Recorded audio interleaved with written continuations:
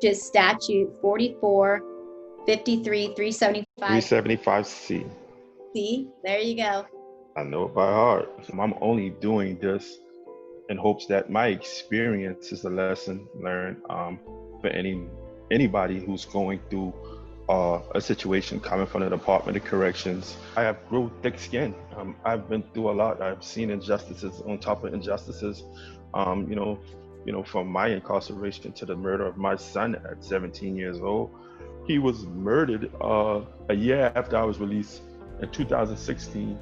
You wanted to protect him, the boy that killed your son, and protect others by rehabilitating him to the point where you asked the judge that you didn't want him to go to prison, and you mentored these two young boys that killed your son. Shows the what kind of a person you are, but most importantly, it shows the damage that you felt in prison. People always say that, I wouldn't wish that on my worst enemy. This kid wasn't my enemy, and he wasn't an adversary. He didn't become somebody who now all of a sudden he's my enemy. But I didn't wish institution on him. I didn't wish prison. I don't wish prison on nobody. I grew up in a community called Ackerby. It's in North Charleston, South Carolina. Grew up, in the difficulties, the struggle was real. I think when I was like 14, drugs began to, find its way to my community. 15 years old, that was the late 80s, right? 1987, 88, right? And that was, really the height, when the crack epidemic was happening. Tough on crime, the drug war was going on, and that's when you were a teenager. Yeah. Decapitated our community. So yeah, at an early age in the 80s, that's where I began, my voyage into the street life. I used to always say that's all I know.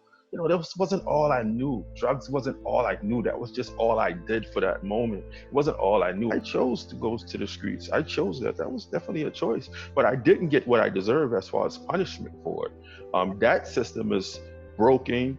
That's why I'm here with you, because I didn't get what I deserved for the crime that I committed when it came to drugs. Keith did not plead guilty. Keith was convicted by a jury for this charge. But there was one person missing from the courtroom. It was Keith. In South Carolina and many states, what they do, and they are allowed to do, is try people in their absence. The attorney, the prosecutor, the judge, the jury will all be there, and they will have the entire trial from jury selection to verdict without the defendant there. My original sentence was 29 years. For this much cocaine. They enhanced it, right? They charge you the more serious offense, trafficking crack cocaine. You must be sentenced to 3 years, and the maximum is 10 years. That's your first time. If you get it twice, you must be sentenced to 5 years in prison, and the maximum is 30 years. Trafficking anything, what do we think of? We think of a lot of drugs, right? That's not what it was for you, right, Keith? And not what it is for many people. I often say this. I was a man who committed a crime, but I was not a criminal. To be a criminal is a state of mind. I didn't have a criminal state of mind. I was just a man who committed a crime. And people get, tagged as a criminal, and they're not necessarily criminals. One of the inmates at the facility you're at, he hung himself in his cell. Mm-hmm. And the officer he fainted, and you saw all that. That can affect people for the rest of their lives, even just happening one time. Did you get any kind of help to deal with the trauma that you were witnessing? Oh, no. The United States of America has the highest incarceration rate, but yet they pay no attention to those who are incarcerated. They have, what's the quality of rehabilitation programs, education? I remember one time they brought a program that was called Money Smart. I'm grateful for it. It was maybe a 3-week program at the most.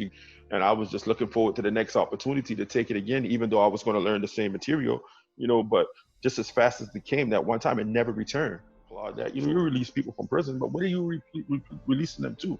For all the promises that we were made for the 40 acres and a mule, I think that this is an opportunity now. When you release people from prison, give them a 40 acres. Give them something that they go home with, not just a release from prison. What it is, there's not a priority on education, rehabilitation with programs. My only hope is that brings a new approach about the rehabilitation, the resources and programs. I want people to learn that it can be done. You can overcome these obstacles. You can win this fight.